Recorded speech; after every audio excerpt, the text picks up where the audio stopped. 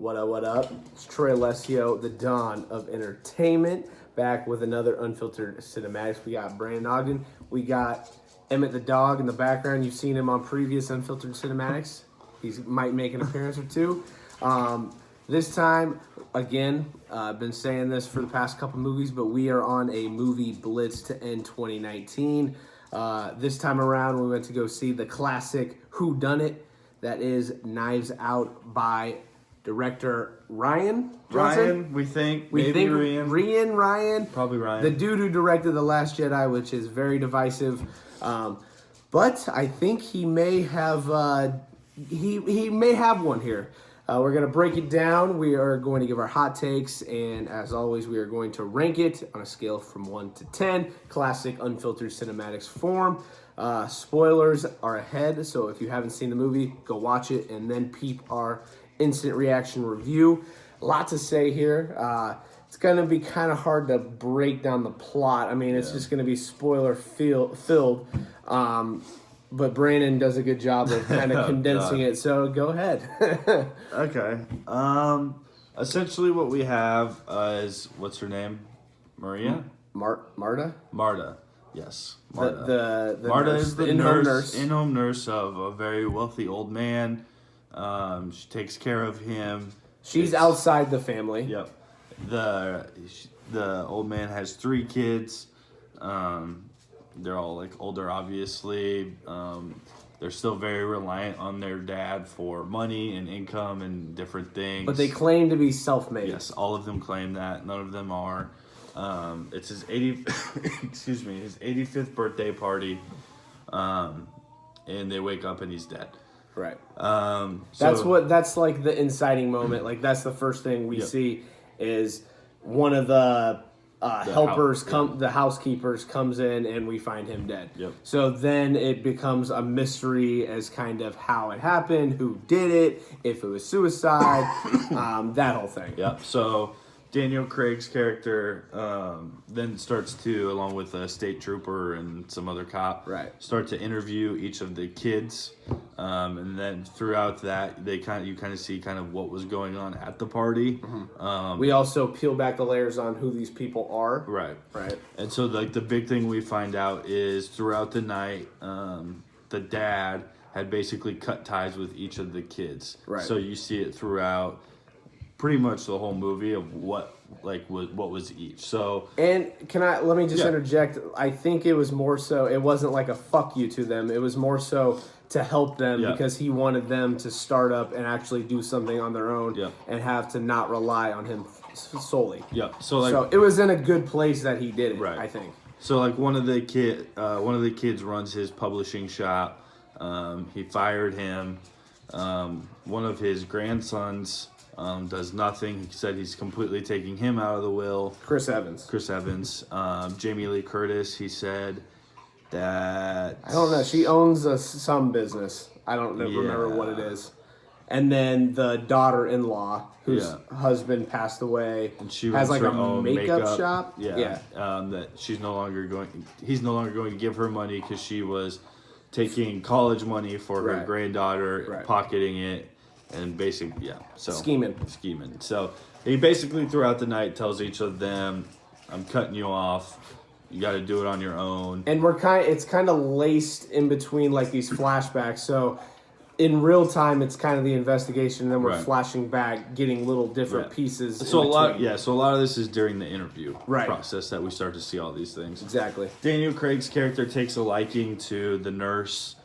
They become very close. He invites her to come help because she can't lie. She throws up whenever she lies. Love that little tidbit. Yeah. So she's very honest.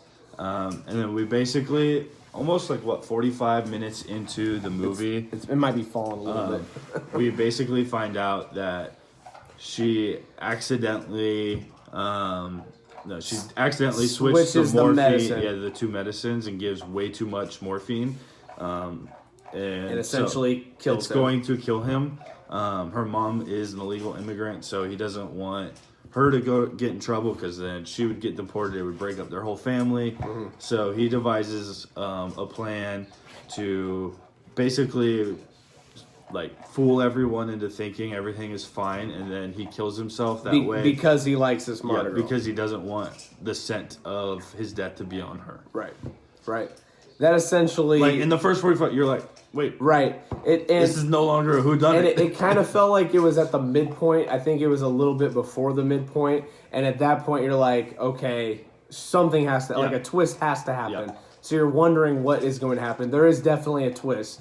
But then it becomes, I kind of like that though. We were talking about it. It was a very interesting take on it. Right. We kind of talked about it on the way over here a little bit. Like, you would think the classic whodunit is like the aha moment is at the very end and you find out who did it.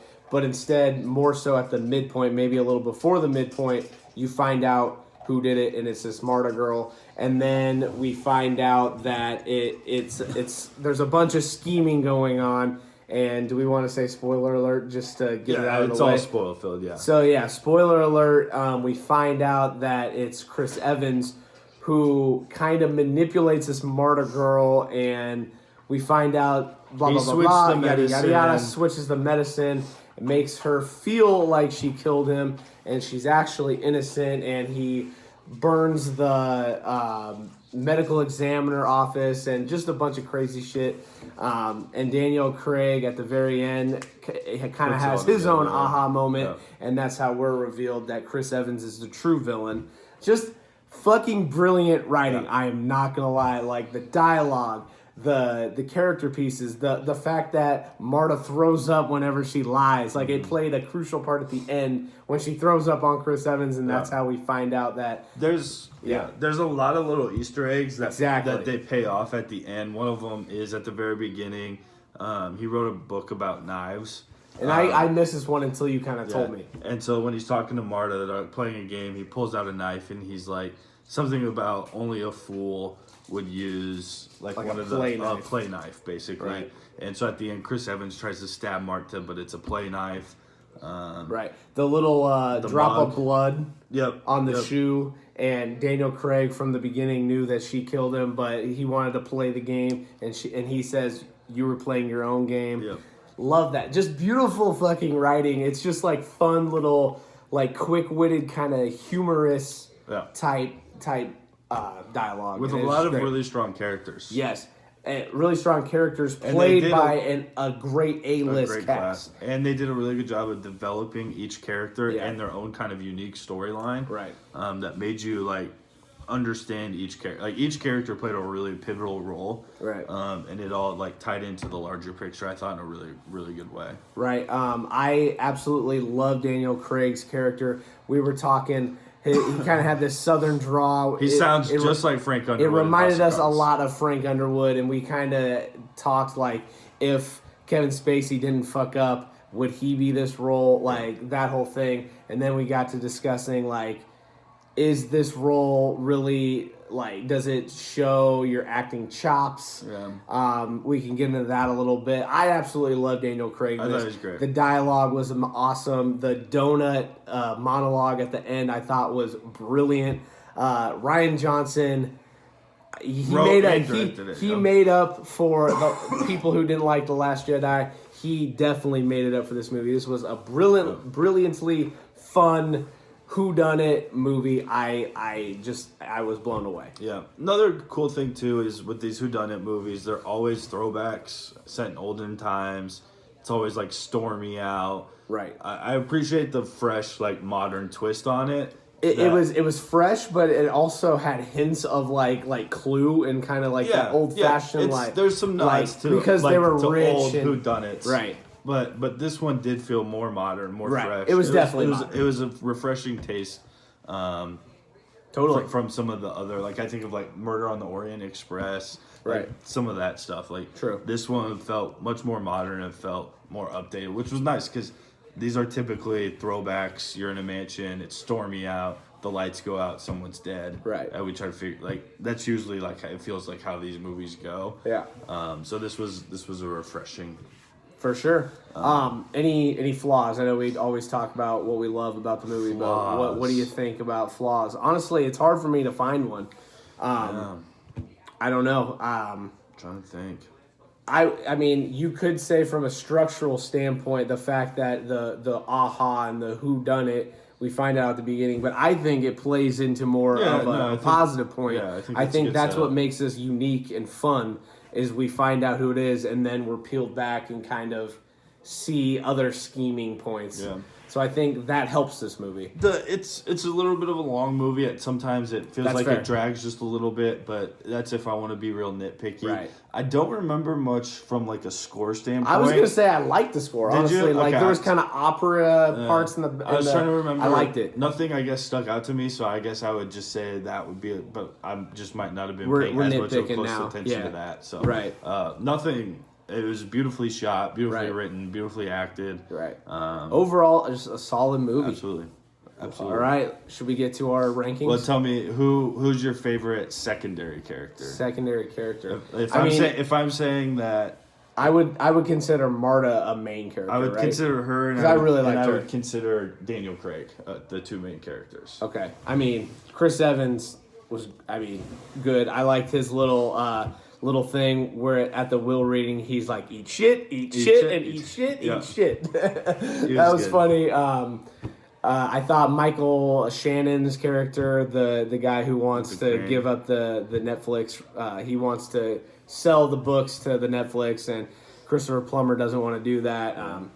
They all had their niche, and Jamie Lee Curtis was good. Yeah, they're all good. I really like Jamie Lee Curtis's husband in it. I thought he did a really good job. He ends up having the affair, and I love at the end that's another little Easter egg. The note was kind of you put the lighter on. It's like a secret note.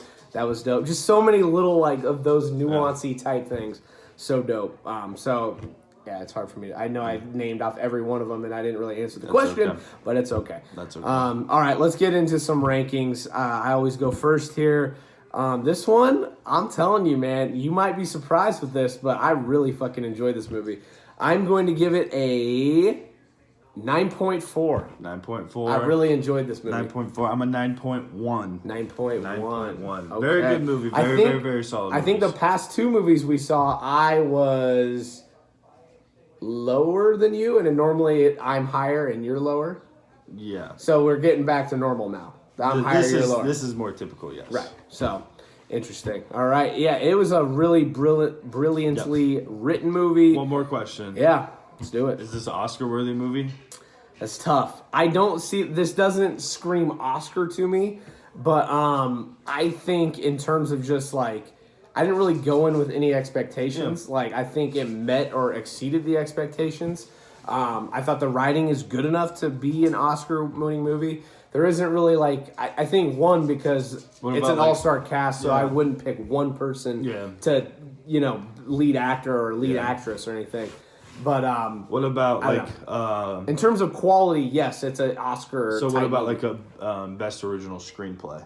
Yeah, I definitely I could see something like that for sure. I don't know if it's best picture type though, but it is a fucking great movie. I could see it having some success in Golden Globes. Yeah, it seems like a Globe for movie. sure. It would be in the comedy realm for that. Yeah, for sure. It seems like a good Golden Globe movie for sure, and it very worthy, worthy. Absolutely. It was just a really fun, unique, fresh movie, and we need more movies like this. I love it. Rian Johnson, I applaud you. I'm sorry.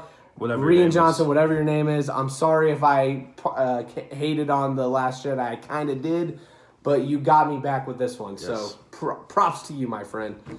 All right, we got 9.4. 9.1. 9.1. This is the classic Whodunnit, Knives Out. Go check it out. This is Unfiltered Cinematics. You don't play with a fake knife. And what's my line? Yeah, you go ahead and say it. I kind of forgot it. Stay safe.